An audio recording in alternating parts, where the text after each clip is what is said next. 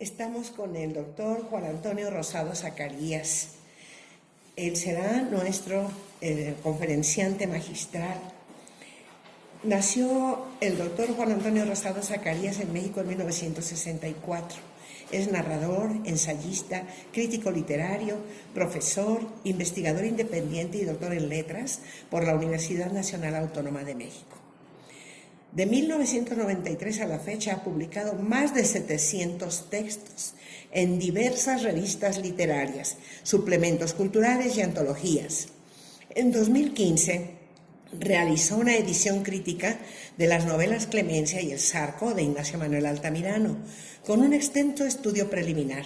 Fue ganador de la beca Jóvenes Creadores del Fondo Nacional para la Cultura y las Artes en ensayo y en cuento en 1999 y acreedor a una beca del CONACYT para realizar el doctorado en 2002. En 2000 obtuvo el premio de ensayo Juan García Ponce del Instituto de Cultura de la Ciudad de México. Entre sus obras están el cuento Las dulzuras del limbo, la novela El cerco, en poesía Entre ruinas, penumbras, el ensayo Ritual de balazos, canon literario mexicano, Palabras y poder, Juego y revolución, Erotismo y misticismo, Cómo argumentar, antología y práctica, El engaño colorido y otros ensayos literarios, El presidente y el caudillo, Bandidos, líderes y corruptos, o Nunca es bueno robar una miseria. En busca de lo absoluto es otro de sus ensayos. Hoy el doctor va a referirse a su último libro, El miedo lejano y otras fobias. Muchas gracias por la invitación. Gracias a todos. El miedo lejano y otras fobias, como su título lo indica, es un libro que trata de muchas fobias, de muchos problemas sociales, de muchos problemas psicológicos también, delirios, conflictos, muchas disquisiciones y peleas con la sociedad y con uno mismo. El libro se divide en 3 partes. Las partes obviamente tienen una intención irónica.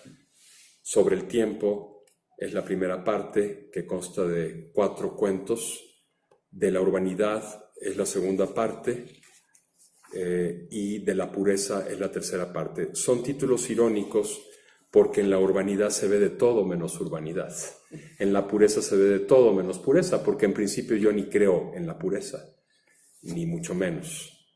Y el tiempo, sobre el tiempo, que es la primera parte, pues hay un poco de la antigua Roma, un poco de cuento futurista de ciencia ficción, un poco de dimensiones alternativas o fantásticas, y ya en la parte que se titula de la urbanidad, pues ya tenemos cuentos mucho más realistas. En general todos los cuentos son, o se recurre más bien en ellos, al humor negro, a veces incluso humor cáustico, ácido, a la ironía. Es un libro que me tomó 35 años realizar, porque estos cuentos fueron publicados, excepto 2. El resto de los cuentos fue publicado en distintas revistas, suplementos culturales e incluso libros. Uno de los cuentos, titulado Prótesis, fue elegido como uno de los mejores cuentos mexicanos en 2001 por Bárbara Jacobs en su antología Los mejores cuentos mexicanos 2001, publicada por Joaquín Mortiz. Por ejemplo, ese se eligió. Otros fueron publicados en la Gaceta del Fondo, en la revista La Colmena, en la revista El Puro Cuento o en el libro Las dulzuras del limbo. Es decir, la mayoría, excepto 2, todos los demás cuentos fueron publicados ya en revistas y suplementos. Pero por primera vez reúno los 20 mejores en este libro titulado El miedo lejano y otras fobias. No es el miedo lejano y otros cuentos, es el miedo lejano y otras fobias. Reuní estos 20 cuentos, porque yo ya tenía ese proyecto desde hace muchísimo tiempo de pues, reunir los 20 mejores o los 15 mejores o los 25 mejores. Tenía un proyecto de reunir lo más trabajado, lo que más calidad literaria, tanto desde el punto de vista del tratamiento de los temas como del estilo. A mí me interesa mucho la sonoridad de las palabras, me interesa que los cuentos puedan leerse en voz alta, me interesa muchísimo el trabajo con cada palabra, con cada frase, con cada oración.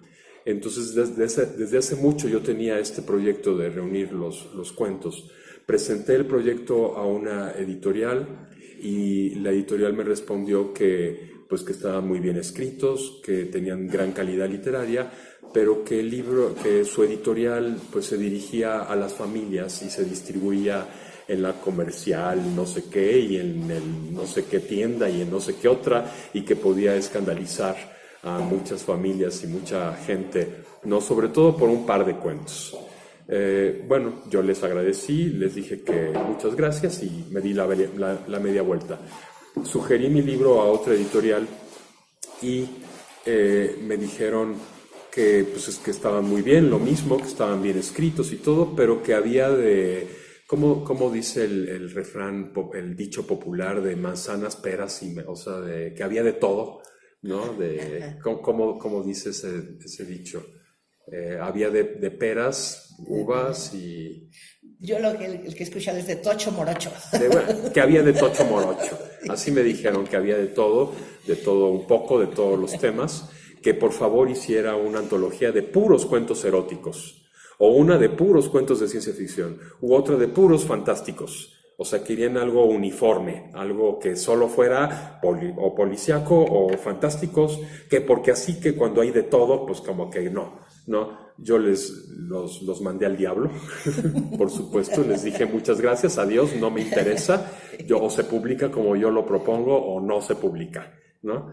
Entonces, mi colaboradora, Karina Castro González, de repente me dijo, mira, aquí hay una convocatoria del Fondo de Cultura, del Fondo Nacional para la Cultura y las Artes, aquí hay una convocatoria de coinversión, ¿no?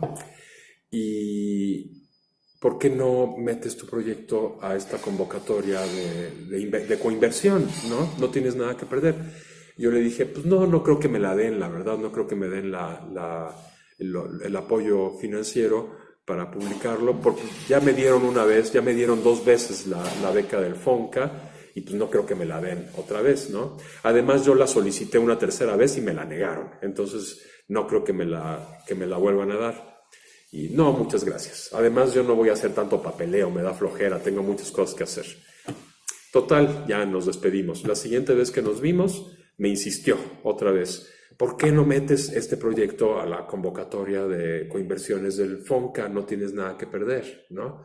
No, yo no voy a hacer nada, no tengo tiempo, etc. Total que me insistió tanto durante casi un mes en meter esto en un proyecto, que le dije, bueno, pero tú me ayudas a hacer todo el papeleo, me ayudas a hacer todos los trámites, además haces el prólogo del libro, y se juntó con una amiga suya y entre las dos hicieron el prólogo, que se llama Antesala, y pues ganamos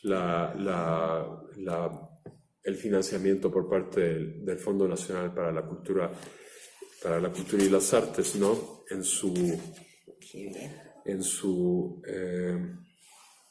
Aquí dice, a través del programa de fomento a proyectos y coinversiones culturales, pues ganamos, ¿no? Y gracias a eso el libro está publicado. Y como ya lo dije, es un libro heterogéneo, no es un libro homogéneo. No es un libro ni de puros cuentos eróticos, ni de puros cuentos de ciencia ficción, ni nada de eso. Es un libro heterogéneo, plural, un libro heterológico también. Le interesa mucho la heterología. ¿Qué es la heterología? La heterología es el estudio de los aspectos repulsivos del ser humano, de los aspectos negativos. Es el estudio también de la alteridad o de la otredad, de aquellas cosas que no soy yo, y a las que les tengo miedo, a las que les tengo fobia. La heterología estudia siempre al otro.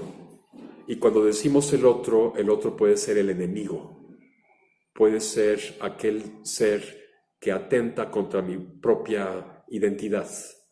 ¿Sí? Entonces, los temas que reúne este libro son, por supuesto, la identidad. Hay algunos cuentos que se refieren a la formación del adolescente. Por ejemplo, el cuento que se titula Revelación es la formación de una adolescente a través de la sexualidad y de la escritura. Otro cuento se refiere al acoso escolar, la uva y el dominó, es un cuento trágico. Otro tiene que ver con el delirio psicológico de un personaje que le teme tanto a la monotonía que se queda en el mismo lugar todo el tiempo, ¿sí? Y nada más piensa y piensa y piensa y va tramando microrelatos, microhistorias en su mente, y entonces el cuento consiste en una serie de microrelatos que no sabemos si es el delirio del personaje o si realmente ocurrió todo eso, ¿no? Ese se titula La importancia del condimento y es un cuento muy heterológico. También hay otro sobre un burócrata que trata de huir de la monotonía, pero lo hace descansando en la orilla de un edificio, ¿sí? Y no cuento el final para no arruinarlo.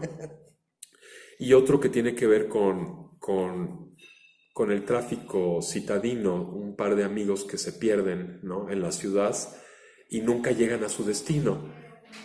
Nunca llegan a su destino, pero se enamoran de dos, ni se enamoran, se juntan con dos mujeres y cambian de identidad, cambian de situación. Nunca llegan a su destino, ¿no? Se pierden en el tráfico. Es un cuento en el que se maneja mucho la tensión narrativa, ¿sí? Entonces hay un poco de todo. Hay uno que trata sobre los trasplantes de cabeza. Ese es de los años 80, lo escribí como en los años 80 y trata también del tema de la identidad. Trasplantarse la cabeza es trasplantarse también la identidad, empezar a ser otro. Y El miedo lejano, el cuento que se titula El miedo lejano, pues trata sobre el terremoto del 85, pero nada más se menciona la fecha 19 de septiembre, o sea que puede ser también el terremoto que vivimos recientemente aquí en nuestro país, ¿no? Sí. Entonces es un cuento que trata, digamos, del terremoto, pero el tema central es también la ruptura en todos los sentidos, la ruptura amorosa y la ruptura también del entorno. Pero además también la falsa inocencia, porque uno de los personajes es una niña de 11 años o de 12 años que es una perversa, ¿no? Maneja al tipo de una manera terrible. Es decir, detrás de lo aparentemente inocente, puro, bonito, puede ocultarse algo siniestro. Esa es un poco la idea, ¿no? Es una idea que también manejo en mi novela El Cerco, que se sitúa en una escuela religiosa, donde todo aparentemente es muy bonito, muy puro, y detrás se oculta una realidad siniestra, una realidad espantosa, ¿no? Entonces, digamos que detrás de la apariencia siempre puede haber una realidad negativa, ¿no?, que atente contra el individuo.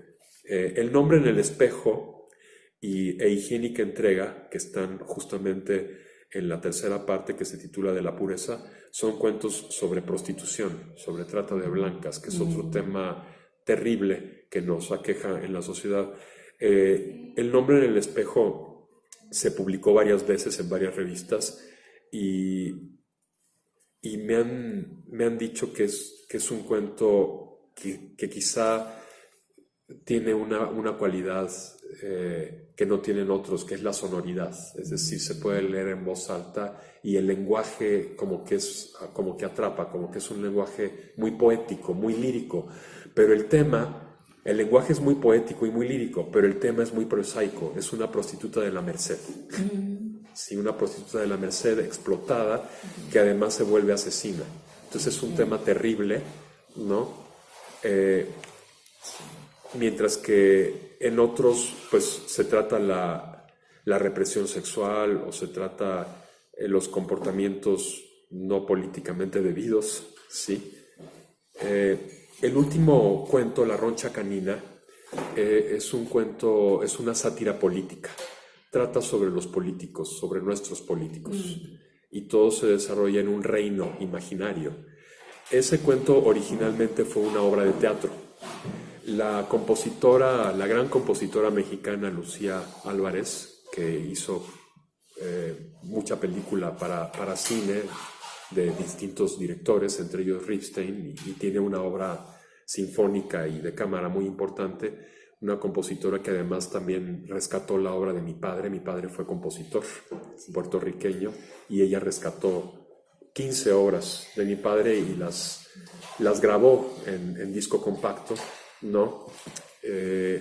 Lucía Álvarez me encargó, ella siempre estuvo obsesionada con el tema, con el cuento del vestido del emperador, del traje del emperador. Ustedes recuerdan ese cuento tradicional, el traje del emperador. Sí. Me encargó hacer una obra musical. Ella le pondría la música y yo haría la obra de teatro basada en el traje del emperador. Entonces yo lo que hice fue invertir, parodiar el cuento del traje del emperador de tal manera que no sea el pueblo el que se dé cuenta de la farsa del emperador, sino que el emperador le dé trajes invisibles al pueblo para que todo el pueblo esté desnudo.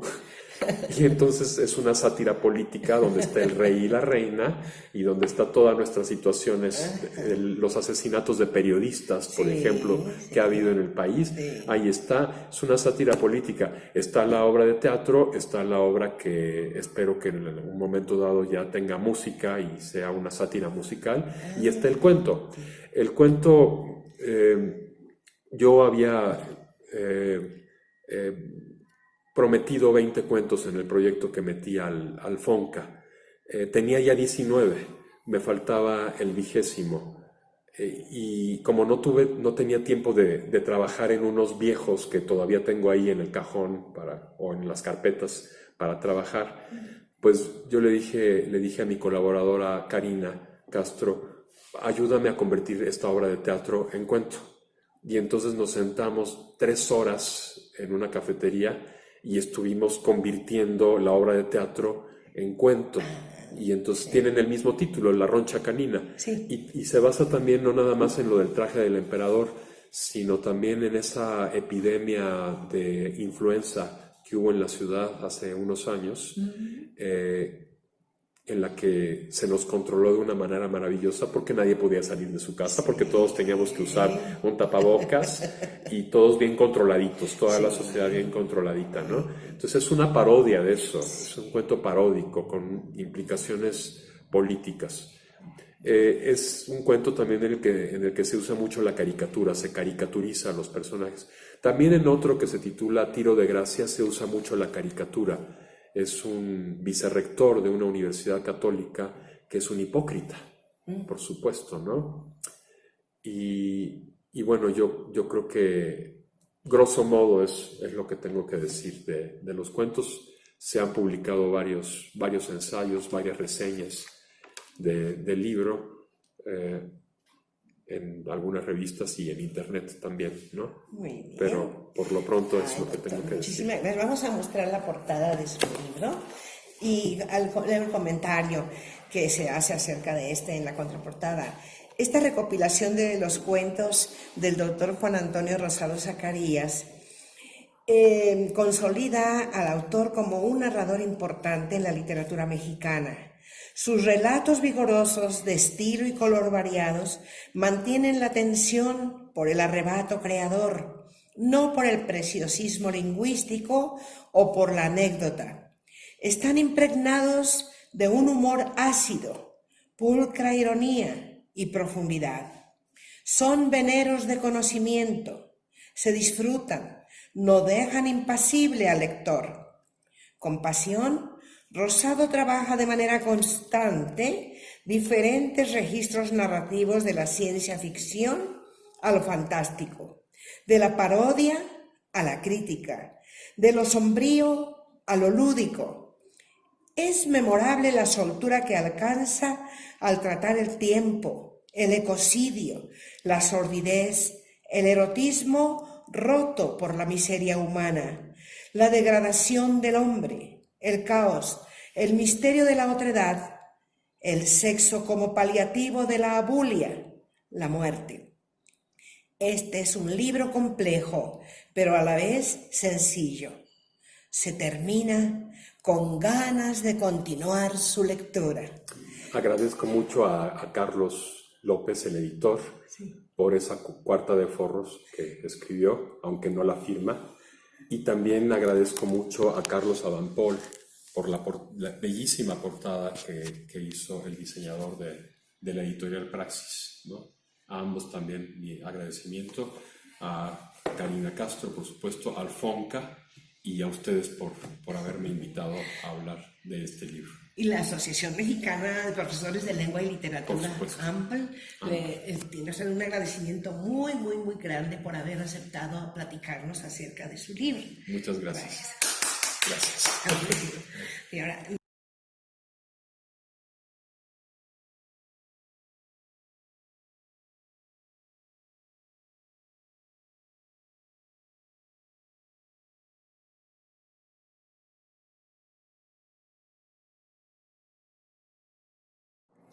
estamos con nuestro gran amigo, el admirable doctor Juan Antonio Rosado Zacarías. Ya hemos conocido alguna de sus obras, El miedo lejano y otras fobias. Y en esta ocasión, él se va a referir a el acoso, una obra también muy conectada con los problemas que actualmente enfrentan, sobre todo nuestros jóvenes. Muchas gracias, doctor. Muchas gracias por la invitación. El Cerco es una novela que trata sobre el acoso escolar y también sobre el narcomenudeo en las escuelas, problemas que nos aquejan a nuestra sociedad. Pero no es una novela panfleto, no es una novela edificante, ni mucho menos. Es una novela que muestra una realidad y está escrita como obra de arte literaria. Es decir, que trata de presentarnos al ser humano en toda su complejidad, a personajes con relieve, no personajes planos, no personajes que sean los buenos y los malos, sino que detrás de la inocencia, detrás de la aparente pureza, puede haber algo siniestro que se oculte detrás y que haga que todo el tejido social se descomponga. Y también aparentemente detrás de lo malvado puede también ocultarse algo positivo. Entonces los personajes son complejos, las situaciones son complejas. Tenemos aquí, por ejemplo, a un padre de familia que es alcohólico, que es un adolescente prolongado, que no se responsabiliza absolutamente por nada, como tantos hay en nuestra sociedad, ¿no? Tenemos a un niño con un defecto físico que es objeto de burla por parte de todos sus compañeros. Tenemos a los narcomenudistas que penetran en un colegio y van distribuyendo las drogas. Tenemos la necesidad de compañerismo, la necesidad de acercamiento, la necesidad de amistad por parte de gente solitaria que no tolera su soledad y entonces tiene necesidad de acercarse a otros, aunque los otros a los que se acerque puedan ser personas muy negativas, ¿no? Muy terribles. Tenemos el egoísmo, el individualismo de la sociedad en este microcosmos figurado como un colegio, como una escuela. Entonces es una novela polifónica porque cada personaje habla como debe hablar. Los personajes no hablan igual. Yo no creo en esas novelas donde todos los personajes hablan igual, como el narrador o como el autor. Aquí los narcomenudistas o narcotraficantes hablan como narcotraficantes. Los campesinos o los indígenas hablan como indígenas. Las personas de clase media hablan como clase media. Hay distintos narradores. En la obra no es un solo narrador, sino que está narrada desde varios puntos de vista. Es lo que llamamos el multiperspectivismo. Hay polifonía, hay multiperspectivismo. Es una estructura fragmentada, no es una estructura tradicional. Y bueno, esta es la segunda edición de la novela, porque la primera edición, que a mí no me gusta mucho, tiene un capítulo muy largo, que es el diálogo entre dos abogados sobre legalizar o no legalizar las drogas, ¿no? Es una le llamamos antifonía porque no es tanto una polémica porque no intervienen muchos, pero sí es un diálogo en el que se oponen dos puntos de vista totalmente diferentes, entonces se suscita una discusión muy fuerte.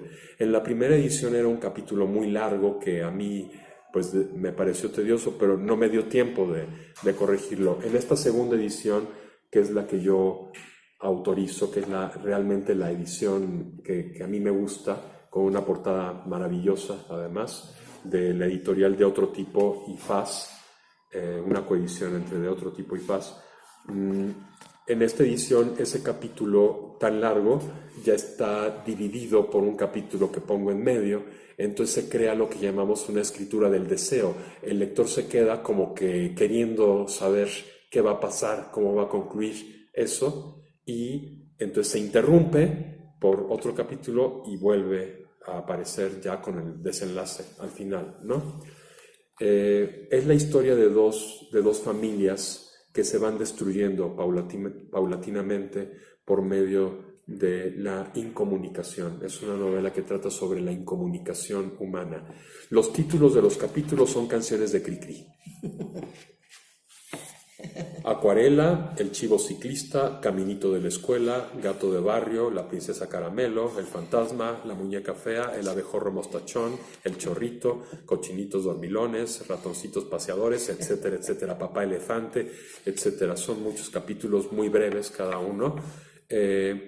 Esto tiene una doble intención. Por un lado es una intención irónica totalmente, ¿sí?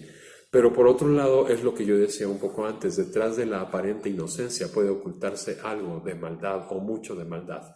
Hay que recordar que Gabilondo Soler, alias Cricri, originalmente trabajó en un burdel, era pianista de un burdel. Y sus primeras canciones, eso me lo contó un amigo mío, comunicador, que conoció personalmente a Gabilondo Soler, se llama Juan Oqui. Y él me contaba que Gabilondo Soler trabajaba en un burdel y que sus primeras canciones eran La putita y eran El chorrito, que tenía doble sentido, y esto que tenía, y eran canciones de doble sentido, ¿no?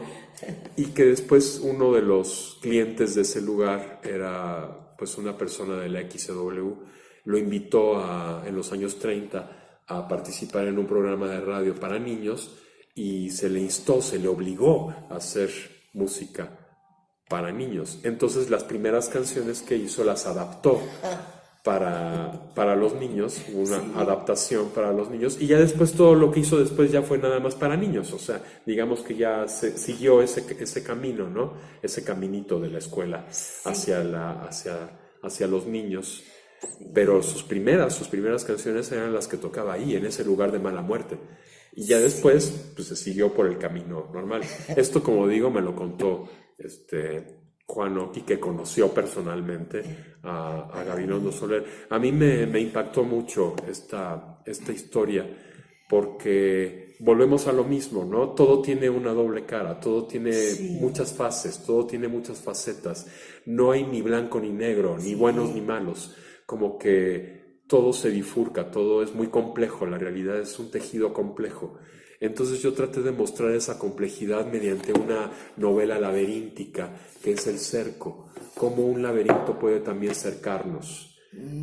A veces no encontramos el hilo de Ariadna para salir del laberinto y nos quedamos atrapados en ese laberinto. Uno de los personajes se queda atrapado en ese laberinto, otros salen del laberinto, ¿no? Pero finalmente es un laberinto también psicológico, espiritual, intelectual. Es la miseria humana, no solo la miseria que producen los gobiernos con el empobrecimiento de su población, sino también la miseria que produce la falta de oportunidades y la soledad, ¿no? Entonces, yo uso en esta novela, entre otras metáforas, la metáfora del Pac-Man. No sé si recuerdan ese jueguito de internet, que eran unos fantasmitas perseguidos por el Pac-Man. El Pac-Man se tomaba la pastilla y perseguía a los fantasmas, pero están en un laberinto. Sí. Y en el Pac-Man nadie gana.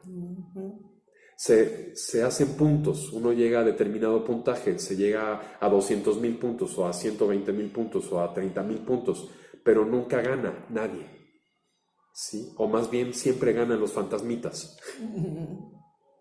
Y entonces lo que ocurre en este tipo de situaciones es que nadie gana también, ¿no? Como ocurre en el Pac-Man. Entonces la metáfora del laberinto yo creo que es muy importante en esta novela. Es una novela que se lee rápido. Puedo leer el inicio de la obra. Dice: era toda una aventura cuando Marcos y yo rondábamos la azotea como felinos.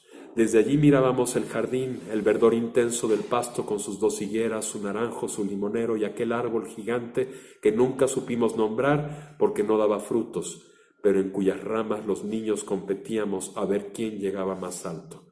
Bueno, ahí nos pone en el contexto de una casa muy grande, de una familia acomodada, de alta sociedad en la Ciudad de México, ¿no? Como también el peligro de la soledad y de las drogas y de la incomunicación llega también a las escuelas privadas, no nada más a las oficiales, como también todo esto llega a las casas de clase media o de clase media alta, no nada más a la gente pobre, no, llega a todos. Es un problema, la incomunicación es un problema de todos. Y es un problema sobre todo urbano más que rural, porque en los pueblitos la gente está mucho más cohesionada que en las ciudades. En las ciudades se experimenta, como diría Ernesto Sabato, una yuxtaposición de soledades. Sí. En cambio, en los pueblos hay más cohesión. Pero sí, no obstante, también en los pueblos se dan estos fenómenos, ¿no? de disgregación, de disolución, de desintegración social y familiar. Por eso yo creo que pues es una obra que trata un tema pues, que desgraciadamente es actual, pero aunque no fuera actual, aunque fuera un tema afortunadamente del pasado, creo que la obra tiene la calidad literaria como para leerse independientemente del tema, ¿no? Por su forma literaria, por el manejo de las palabras, el manejo de las frases, por la dimensión de los personajes, no nada más dimensión fisiológica, también dimensión histórica y dimensión psicológica. Son personajes en relieve, son personajes complejos, no son personajes planos. Entonces yo creo que pues puede ser de interés también como una obra psicológica para adentrarse un poco más en el ser humano. Sí. Muy interesante. Vamos a leer ahora también la contraportada que escribe Evegil en el libro El acoso. El cerco. Perdón, el cerco. En un tono entre lúdico y poético que nos hace recordar al James Joyce de Retrato del artista adolescente, Juan Antonio Rosado desarrolla, entre otras, la historia de Sergio, un abogado que recuerda su infancia en un represivo colegio religioso, donde el quebranto de la inocencia sobreviene de forma tan inesperada como definitiva. En ese ambiente supuestamente apartado de los riesgos espirituales y materiales, el protagonista narrador, pues la novela posee varios narradores, varios puntos de vista, incursionará en las drogas y se debatirá entre la noción de pecado, la culpa y un deseo que no sabe nombrar y menos dominar. La obra también nos muestra el proceso de degradación del primo y mejor amigo de Sergio, un adolescente llamado Marcos, cuyo defecto físico y otras singularidades lo convierten en víctima del acoso escolar. Marquito se refugia en las drogas y en el narcomenudeo. Profesores y alumnos, primos y hermanos, sirvientas, narcotraficantes sin escrúpulos y hasta un padre de familia alcohólico cuya historia es narrada por él mismo de forma inversa a las demás historias, del presente al pasado. Mediante el recurso del diario íntimo, son algunos de los personajes que constituyen esta laberíntica galería de tramas entrecruzadas, sueños, violencia verbal y física, pérdidas y aprendizajes.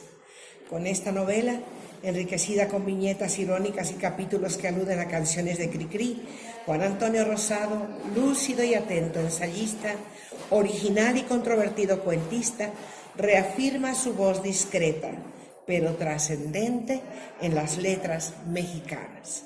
Muchas gracias. Muchísimas gracias, doctor. La Asociación Mexicana de Profesores de Lengua y Literatura se siente muy orgullosa de haber podido contar con esta aportación de su inteligencia para nuestros profesores. Muchísimas gracias a ustedes.